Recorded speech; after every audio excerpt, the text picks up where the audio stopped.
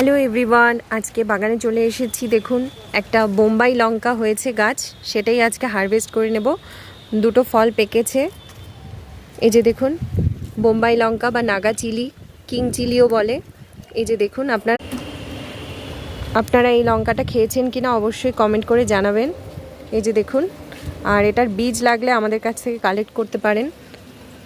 তো প্রতিদিনই এসে এই যে দেখুন, পাখি এসে খেয়ে চলে গেছে। তো পাখির খাদ্যের খুব অভাব, সব ফলই খেয়ে চলে যায়, লঙ্কা খেয়ে চলে যায়। এখানে পাশেই আরেকটা লঙ্কা আছে, এটাও দেখুন পাখি প্রচুর খেয়েছে। তো প্রচুর লঙ্কা আজকে তুলে নিচ্ছি, অনেক পেকেছে গাছে।